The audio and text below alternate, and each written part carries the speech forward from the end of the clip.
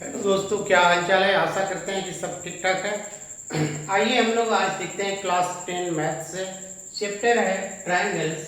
But उसमें इस triangle में बेसिकली पढ़ना है हम लोग को सिमिलर ट्रायंगल्स। ठीक है, तो सिमिलर ट्रायंगल्स क्या होता है ना, इसके बारे में बताएं। कुछ कंडीशंस हैं, जैसे criteria for similar triangles. Similar triangles का कुछ क्राइटेरिया क्या क्या है, कुछ कंडीशंस हैं, उस कंडीशन को देखते हैं। ठीक है ना, तो पहले हम समझा देते हैं कि सिमिलर ट्रायंगल का मतलब क्या होता है। देखिए, सिमिलर ट्रायंगल का मतलब क्या होता है, अगर ट्रायंगल सिमिलर है, जैसे फॉर एग्जांपल मान लीजिए कि एक ट्रायंगल हम ले रहे हैं ए बी सी, और एक दूसरा ट्रायंगल है पी क्यू आर। ये साइन है सिमिलर का। ठीक है, अगर ये दोनों ट्रायंगल सिमिलर हैं, ठीक है, तो इसमें क्या होगा, इसका कॉरेस्पॉन्डिंग साइड जो है उसका रेशियो इक्वल होगा। ठीक है, तो हम लोग इसको लिख सकते हैं जैसे, अगर ये दोनों triangle A B C congruence triangle P Q R. ठीक है, तो उस केस में हम लोग इसको लिखेंगे, इसका जो कॉरेस्पॉन्डिंग साइड होगा वो उसका रेशियो इक्वल होगा, यानी A B by B C by A C. पहले देखिए इसका लिखने का तरीका क्या है। पहले क्या करेंगे, जो पहला ट्रायंगल है उसके सारे साइड को लिख लेते हैं ना। उसके बाद ए बी बाई हो जाएगा P Q, B C by Q R और A C by P R. ठीक है, इसके कॉरेस्पॉन्डिंग साइड का रेशियो इक्वल हो गया। उसके बाद क्या होता है, इसका कॉरेस्पॉन्डिंग एंगल भी इक्वल होगा। अब इसमें समझना है कि कॉरेस्पॉन्डिंग इक्वल जो एंगल होगा उसको कैसे आइडेंटिफाई करेंगे, ध्यान से समझेंगे। इसमें A B by P Q, देखिए ये ए बी है और ये पी क्यू है, तो यहाँ से इस साइड का जो ऑपोजिट एंगल है ये क्या है, सी है, और इसका है आर, यानी angle C equal to angle R पहला। ठीक है, B C by Q R, B C ये साइड है, इसके ऑपोजिट एंगल ये ए है, और क्यू आर का एंगल ऑपोजिट है पी, यानी angle A equal to angle P, और लास्ट बच गया ये एंगल ए, तो angle B equal to angle Q. ये फंडामेंटल है कि अगर सिमिलर ट्रायंगल हैं तो इसके कॉरेस्पॉन्डिंग जो साइड है उसका रेशियो इक्वल होगा, और कॉरेस्पॉन्डिंग एंगल जो है वो भी इक्वल होता है। ठीक है, अब देखते हैं इसमें, देखिए क्राइटेरिया देखते हैं कुछ। ठीक है ना, criteria for the similar triangles. तो पहला इसका है S S S. S S कहने का मतलब साइड साइड साइड। ठीक है, देखिए ये क्लास 9 में बेटा ये कॉन्ग्रुएंस का भी एक कंडीशन होता है, बट उसमें साइड का रेशियो इक्वल नहीं होता है, वहाँ पे साइड इक्वल होते हैं। ठीक है ना, जब कॉन्ग्रुएंस होगा तो साइड इक्वल होगा, बट यहाँ क्या होगा कि रेशियो इक्वल होगा। अब देखो इसको समझते हैं, ये कंडीशन इसमें भी क्या होगा कि जैसे एक ट्रायंगल इस तरह का, जैसे ये ए बी सी, एक दूसरा ट्रायंगल मान लीजिए ये पी क्यू आर, कोई ट्रायंगल ले रहे हैं जो हमने उधर लिया है। ठीक है, अब इस कंडीशन को देखना है एस एस एस। इसका मतलब क्या है, अगर दो ट्रायंगल में हम कॉरेस्पॉन्डिंग साइड का रेशियो अगर मिल जाता है तो हम लोग बोल सकते हैं कि दोनों ट्रायंगल क्या होगा, कॉन्ग्रुएंस होगा। यानी इसका मतलब है कि A B by P Q that equal to B C by Q R that equal to A C by P R.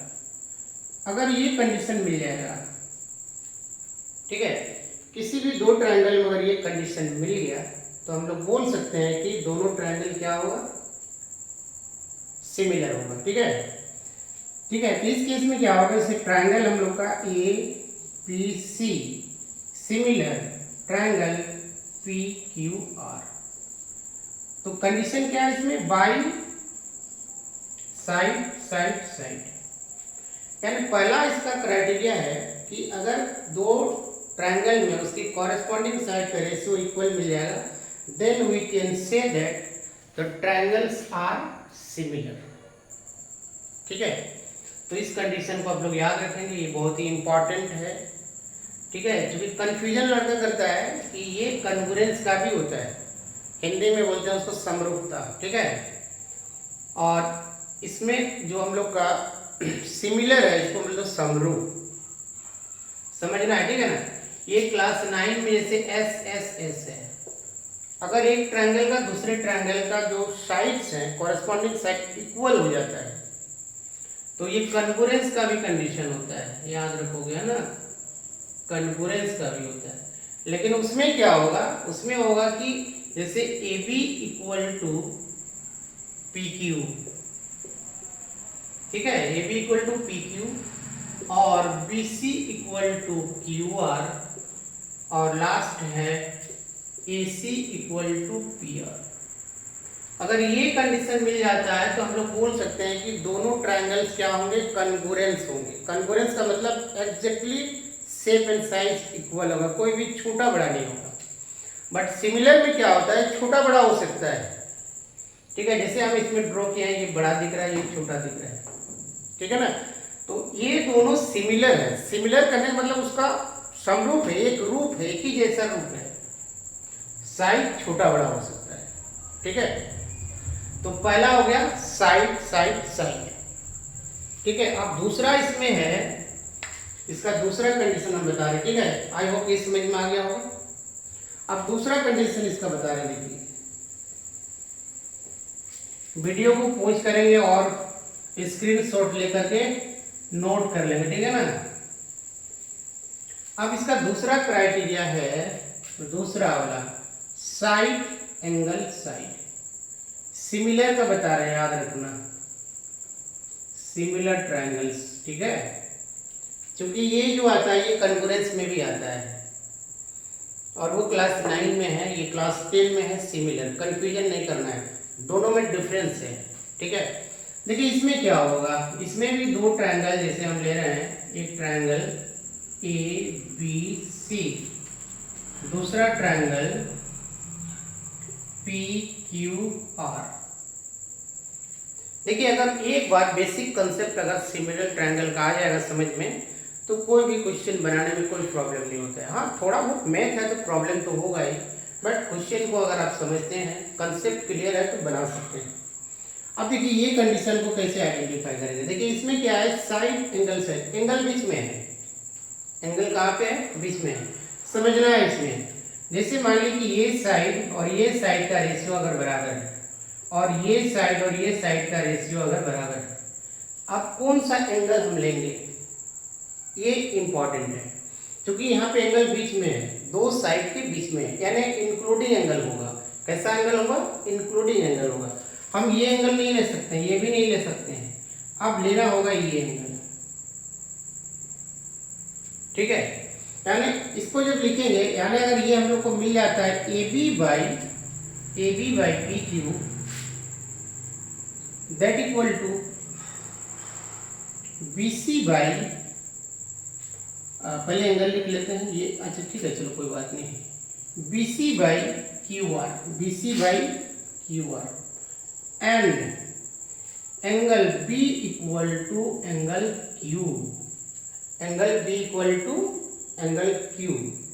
ठीक है, समझना है इसमें। देखिए इसका रेशियो इसका रेशियो, इसका रेशियो इसका रेशियो इक्वल होना चाहिए। क्या होना चाहिए, इक्वल, रेशियो इक्वल आना चाहिए, है ना। अब इसमें एंगल, इस दोनों साइड का इंक्लूडिंग एंगल ये है, इस दोनों साइड का इंक्लूडिंग एंगल ये, तो इस यही एंगल लेंगे, angle B equal to angle Q. अगर दो ट्रायंगल में ये कंडीशन मिल जाता है तो हम बोल सकते हैं कि जो ट्रायंगल्स होंगे, जो ट्रायंगल्स, जैसे ट्रायंगल्स यहाँ पे क्या है, A B C, similar triangle P Q R. ठीक है, तो दोनों ट्रायंगल को हम बोल सकते हैं कि ये क्या होंगे, सिमिलर होंगे। ठीक है, आई होप समझ में आ रहा होगा, कोई प्रॉब्लम नहीं होना चाहिए। ठीक है, ये हो गया। अब तीसरा इसमें है, बेसिकली तीन ही कंडीशन, तीसरा इसमें है ए ए ए, एंगल एंगल एंगल। अब देखिए किसी किसी बुक में या इसको ए भी बोल सकते हैं। बोलने का रीजन क्या है कि कोई भी ट्रायंगल में अगर दो एंगल इक्वल हो जाते हैं आपस में तो तीसरा ऑटोमेटिकली क्या हो जाता है, इक्वल हो जाता है। इसीलिए अगर ए भी दो एंगल भी अगर इक्वल मिल जाता है तो ऑटोमेटिकली तीसरा या थर्ड एंगल इक्वल हो जाएगा। अब देखिए इसके लिए क्या करना है,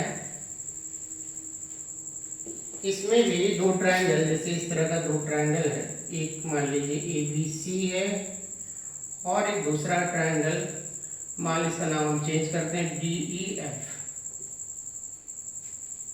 ठीक है, यानी दो ट्रायंगल्स में अगर ये तीनों एंगल आपस में इक्वल हो जाए, कहने का मतलब है जैसे ये एंगल A एंगल D के इक्वल हो जाए, एंगल B एंगल E के इक्वल हो जाए, एंगल C एंगल F के इक्वल हो जाए, तो इन दैट केस हम बोल सकते हैं कि ये दोनों ट्रायंगल्स सिमिलर होंगे। ठीक है, और वो क्राइटेरिया है एंगल एंगल एंगल, राइट। यानी यहाँ पे अगर angle A equal to angle D, angle B equal to angle E and last वाला angle C equal to angle F, ये मिल जाता है। यानी दो ट्रायंगल में अगर हम लोग का कॉरेस्पॉन्डिंग एंगल्स इक्वल हो जाता है तो उस केस में हम बोल सकते हैं कि दोनों ट्रायंगल क्या होंगे, सिमिलर हो जाएंगे। ठीक है, और ये है third condition, angle angle angle. जैसे फॉर एग्जांपल जैसे देखिए समझा देते हैं, इसमें क्या है कि मान लेते हैं कोई इक्विलैटरल ट्रायंगल ले रहे हैं, ये भी 60 है, ये भी 60 है, ये भी 60 है। एक छोटा इक्विलैटरल ट्रायंगल लेंगे, मान लो ये D है, ये E और ये F, ये भी 60 डिग्री का है, ये भी 60 डिग्री, ये भी 60 डिग्री। अब देखिए दोनों ट्रायंगल क्या होंगे, कन्वर्जेंस हो जाएंगे, सॉरी सिमिलर होंगे। दोनों ट्रायंगल क्या होंगे, सिमिलर। बाय व्हिच क्राइटेरिया, ये क्राइटेरिया एंगल एंगल एंगल से, क्योंकि इसका कॉरेस्पॉन्डिंग एंगल क्या है, इक्वल है। इसीलिए क्या होता है कि similar triangles are always, sorry equilateral triangles are always similar. यानी किसी भी तरह का हम लोग का अगर इक्विलैटरल ट्रायंगल है तो वो ऑलवेज सिमिलर होता है। ठीक है, तो ये एक एग्जांपल हो गया। दूसरा भी हम लोग एंगल इक्वल होना चाहिए, दूसरा भी ले सकते हैं। देखिए इसमें क्या आएगा, ये एक एग्जांपल हो गया। अगर हम इस तरह से लेते हैं, देखिए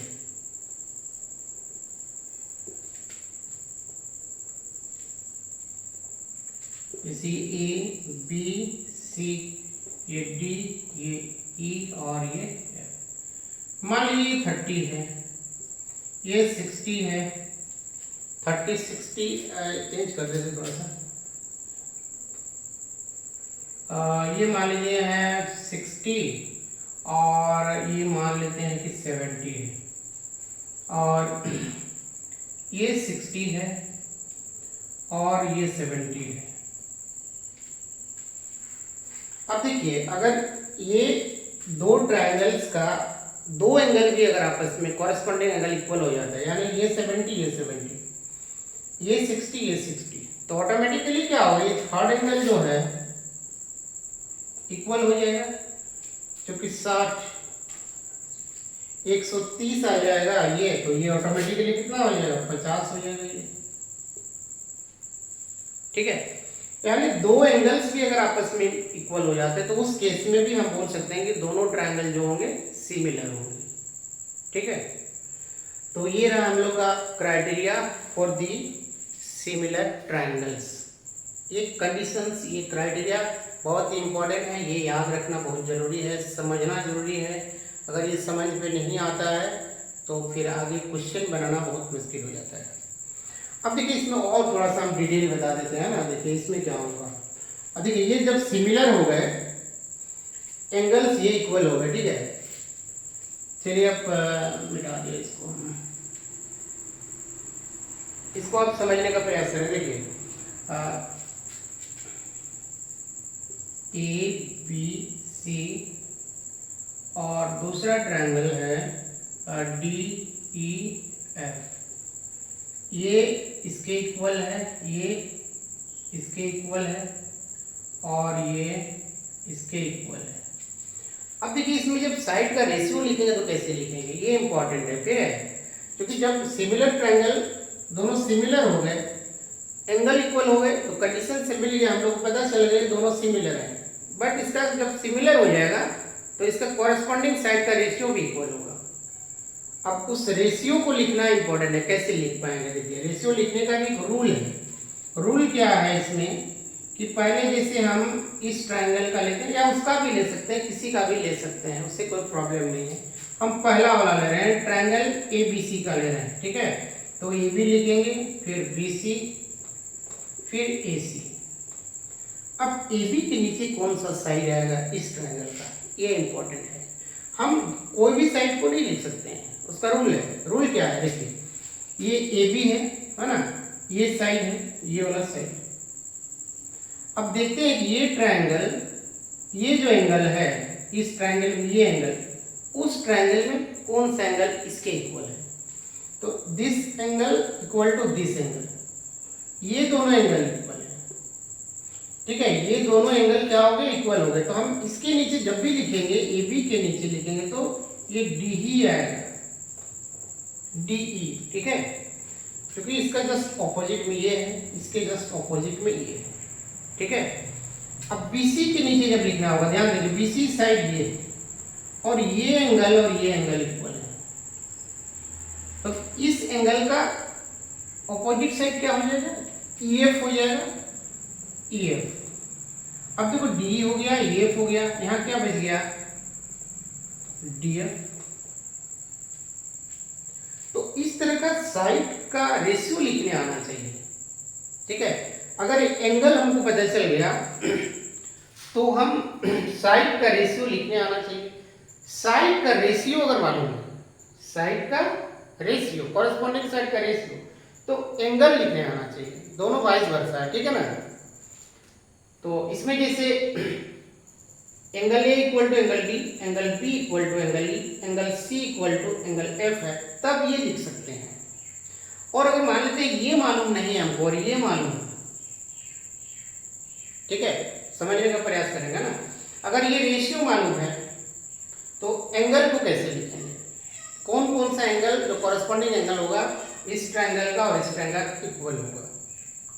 तो इसका अभी जस्ट यही होगा, है ना, यानी angle A equal to angle D होगा, angle B equal to angle E होगा और angle C equal to angle F होगा, ठीक है। आई होप समझ में आ रहा होगा। चलिए आज के लिए इतना ही करते हैं, लेकिन आप लोग मेरे फेसबुक पेज को जरूर से फॉलो कर लेंगे और मेरा यूट्यूब चैनल को सब्सक्राइब कर लेंगे, ताकि इस तरह का जब भी हम वीडियो बनाएं उसका नोटिफिकेशन आप लोग को मिल सके। और ऑल का नोटिफिकेशन मेरे यूट्यूब चैनल का जरूर आप लोग क्लिक कर लेंगे, बटन दबा लेंगे, ताकि नोटिफिकेशन सबसे पहले आपको मिले। अगर वीडियो पसंद आ रहा है तो लाइक करेंगे और ज़्यादा से ज़्यादा शेयर करेंगे, ताकि कुछ लोग देख करके सीख सके, समझ सके, मैथ का उसका फंडामेंटल क्लियर हो सके, बेसिक कंसेप्ट क्लियर हो सके, ठीक है। आई होप आज के लिए इतना ही। Thank you, have a nice day.